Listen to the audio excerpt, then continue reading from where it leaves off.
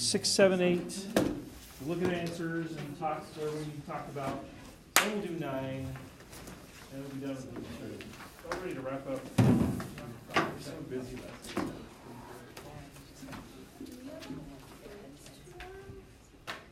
We have a quiz tomorrow? No.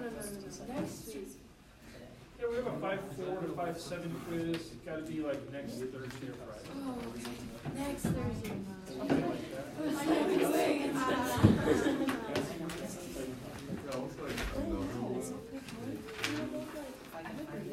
Let's see here. Definitely not another one today or tomorrow.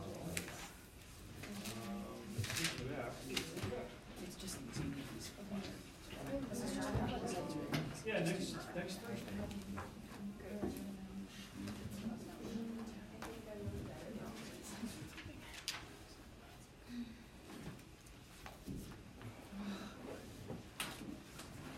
Try to keep it to a maximum of 1 a week. 2 weeks there's no assessment. We'll do one of those. Why? Maybe. Why not? Because what I found, if I assess learning only in large chunks, we get really surprised when we get to unit tests. Right, I'm looking, I'm like, that all made sense in my mind. They sure look like they got it. I'm gonna rate like 4.5 weeks later we do unit tests, and I'm like, oh my gosh. All those hundreds they got on their web assignments, they must have been getting a lot of help. They didn't really know what they were doing, and it's terrible. So we do lots of little quizzes and things, right? Just small check-ins. Yeah, definitely. We'll do that next. Okay, we're just working on 6, 7, 8. Wait, what page? End of, so it's 5-5. Just tagged on to the end of your intro video.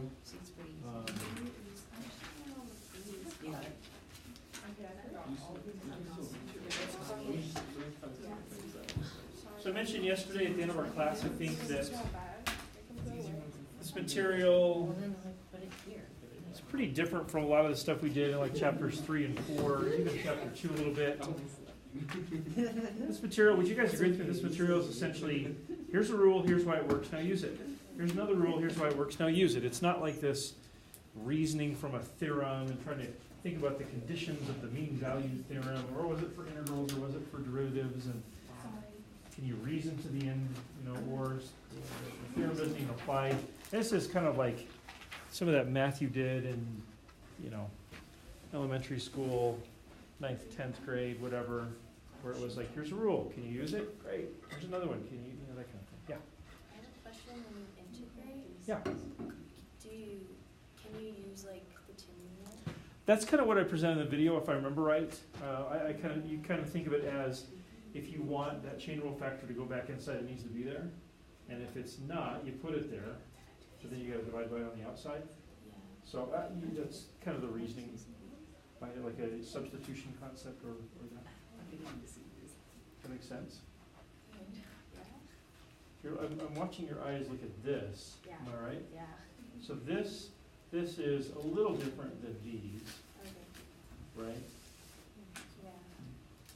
Yeah. A little bit. I mean, this is an exponential, and those are exponentials too, but this is a base e, whereas those are base like 5, 7, 2. I feel like I'm not answering some question you haven't quite voiced yet. Maybe I'm just. So think it over. Let me know if you still have a question. So guys, I would say if the intro video went okay, and maybe you might have to peek back a little bit, and that's okay. But I would say you should probably be about done at this point. I've had about 5 minutes. So number 6, derivative of 5 to the x. Anyone want to throw an answer out there?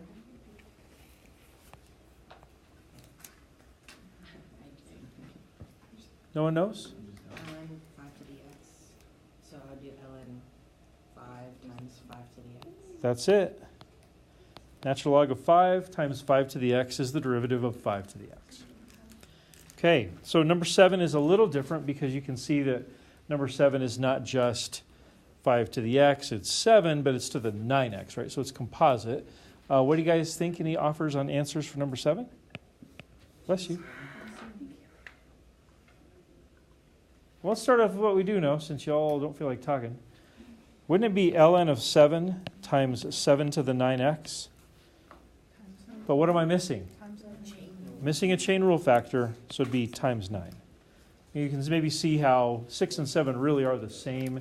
It's just you gotta the chain rule factor will show up in number 7, whereas in number 6 the chain rule factor is just 1. So we wouldn't need to write that.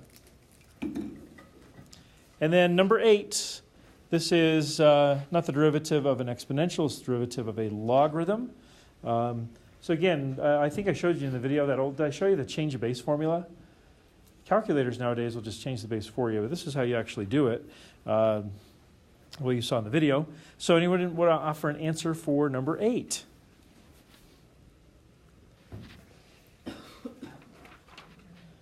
Oh. I said 1 over 3 ln of 8 times 15. 1 over 3 ln of 8. You kind of said it fast at the end, or I wasn't listening very well. Times 15x to the 4th. Okay. What do you guys think? Good, bad, close, ugly, not good? 3x to the 5th at the bottom. So right here you had 3x to the 5th. What do you guys think of that? That's right. But you had everything else the same. Yeah. So That's right. that you think that's right? That is right. That is right. So it should be 3x to the 5th there. They use the whole thing. Yeah, so I think in the video I presented it as like, I think it was the derivative of log base a of u is 1 over u ln of a times u prime, where the u is just that whole function, whatever it happens to be. So it would need to be 3x to the 5th. Okay, so I realize at this point of the year we've done so much like reasoning and like really hardcore thinking and application and all this stuff. It might feel a little weird to just have these kind of plug and play rules. That's kind of what these are. It's a little different the rest of the year. Won't do a lot, really, much more of this, but these are just a couple of those. You guys okay with that? Yeah. So let's take these sort of pluggy, play kind of things and let's apply it to something we've done in the past. That would be number 9. So number 9 uses some very familiar language with some somewhat unfamiliar details. So it says, if dy dx is equal to 5 to the x, find the particular solution showing separation of variables if y of 1 equals 3. So you've heard those words before, right? But all the details here, namely this one, the differential equation, the details are they're new, a little bit different. So pretty clearly spelled out what I want you guys to try to do. Show separation of variables and find the particular solution, stuff you've done before. Let's see if you can do it with this, all right? Ready, set, go. I think it's always valuable. Let's pretend you're being assessed on this, right? And you're trying to put your best foot forward. What would be a good first step to show if you were trying to do that? What do I have to do in order to actually show that separation of variables? Multiply the dx or write Yeah. it down. Yeah, at this point in the game, that step is going to be pretty consistent. Later on, we'll look at some the algebra is a little bit tougher.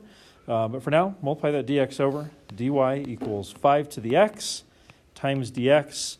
And at this point, obviously, the x's are on their side of the fence and the y is on its side of the fence.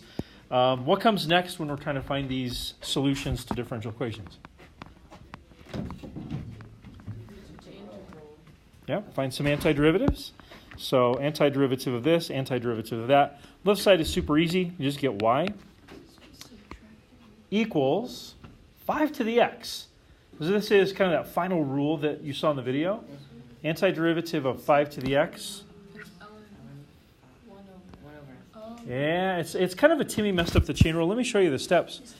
If you wanted to kind of re-derive this in your mind, what you would say is, clearly we've got kind of a different looking integrand. And are all the pieces there to reverse a chain rule? Well, the truth is we're missing this piece. And so we need to multiply the outside by that. So technically that ln of 5 just goes back in where it came from. I'd end up with y equals 1 over natural log of 5 times 5 to the x. And then don't forget that last part. That's not my best c. Let's try that again. Plus c. Okay, that makes sense? At this point, you've got the antiderivative, the indefinite integral there. We got to find the c, though. Go ahead, You Sanjay. have to include like the 1 over ln 5 and then integral ln 5 times 5 to the n. No, not at all. I just wanted to kind of give you a visual on where it comes from. Yeah, you could certainly go from here straight to there. Okay. No problem. Yeah, for sure. Okay, so now all I have to do is plug in my initial condition. So that would be 3 equals 1 over natural log of 5 times 5 to the first plus c. And so I would say that 3 minus 5 over ln of 5 is equal to c. I just subtract that over of my c by itself, and then I can write a beautiful solution.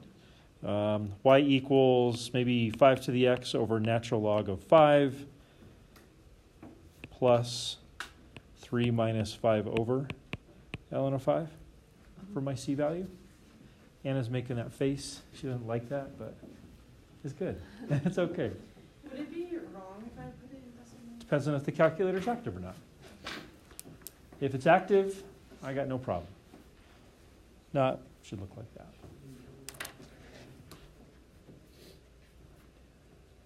Yeah, it'd be somewhat fewer pen strokes if you did a decimal, I suppose. But guys, that's it for today as far as new material. Do you have any questions? Should I put parentheses around? You could. Or this right here. Necessary? Not necessary, because you're just adding and subtracting, and so that'd be okay if you had them or not.